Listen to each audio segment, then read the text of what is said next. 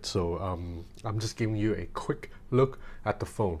So this hole in the corner, it does look pretty clean, but right off the bat, I want to say not all apps support it. So for example, if you jump into Instagram, you see, and go to Instagram stories, the stories does not stretch all the way to the top. There's essentially letter boxing at the top of the display. So that sucks because the whole point of having a hole is to give you more screen, so you only have a tiny cutout in the corner. So Instagram doesn't support it, neither does Netflix. So if you go into Netflix and play Initial D right now, you see, so the video again cuts off right here in this corner. It's letterbox. There's no way to pinch to zoom to fill out the entire display. But the good news is some apps such as YouTube does support it. So on YouTube, you're able to stretch to fill the whole screen, and you see you're getting the full screen experience right now with just a little tiny cutout in the corner. So I think that means as other apps adopt to this new hole design, then we'll see apps like Netflix and Instagram maybe fill the entire display.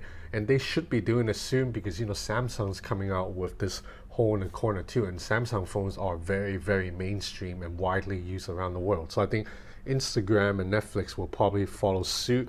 But as of right now, a lot of apps, I would say most, including games like Hero Hunter, you see it's again letterbox right here. The graphic does not stretch all the way to the screen, which sucks because that means you're essentially not getting the full screen that you pay for. This is a 6.4-inch display LCD, but when you're playing games or watching Netflix, you're really getting like a 6.2-inch or something because you're losing a little bit of space right here. So software-wise, this phone runs, Honor calls it Magic UI, but to be honest, it's very, very similar to EM UI, just a couple of aesthetic changes and a couple of new like Honor-specific camera modes, such as like Artist mode and I think AR lens. Yeah, that's unique to Honor. Other than that, the whole look and feel of the phone, it's very Huawei. I do like this back a lot, and this third camera right here is a TOF lens. It stands for time of flight, so it's essentially a 3D scanner.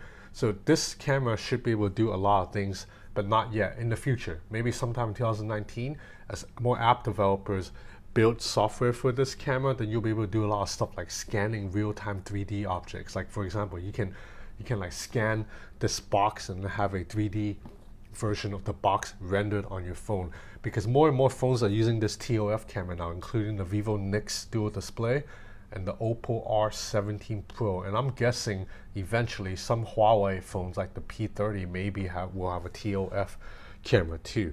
So I ran the phone through Geekbench. It has 8 gigs of RAM, Kirin 980, so that's the same specs as on the Huawei Mate 20 phones, so this is a powerhouse. Geekbench 9690 multi-core, 3281 single core. So I did take a couple of photos. I told Honor I wouldn't really test the camera, but I'm gonna cheat a little bit and show you guys some photos I took. But again, this is not, sorry, I took this for the thumbnail. This is not final software, so the camera should be better. So I shot this in my bedroom, pitch black. I have no lights on, so this is very impressive considering the shooting circumstances. That's because the main camera, it's a 48 megapixel lens, but for the most part, you're not shooting using the 48 megapixel. The camera will shoot in 12 megapixels and instead use a process called pixel binning, which combines 4 pixels into one to pull in more light information. So the 48 megapixel sensor is used to capture 12 megapixel photos that have 4 times the image information as a typical 12 megapixel shot. Let me find a shot. So this is of the building across from me. Yeah, photo looks pretty decent, but so far not that much drastically different compared to what, like, say, the Honor Magic 2 could do, or even a Huawei P20, not even compared to the Mate 20 now. But you see the light is properly exposed. Usually this part, it's usually blown out in a lot of phone cameras. But yeah, overall this camera looks to be pretty strong. I'm excited to try it when the final software comes through.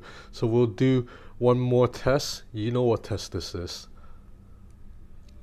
So I believe there's only a single bottom firing speaker. Yeah, so 50% volume right now. We'll go up to 100%.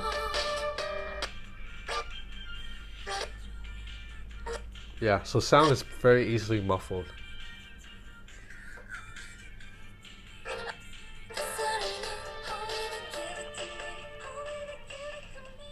The speaker's not bad.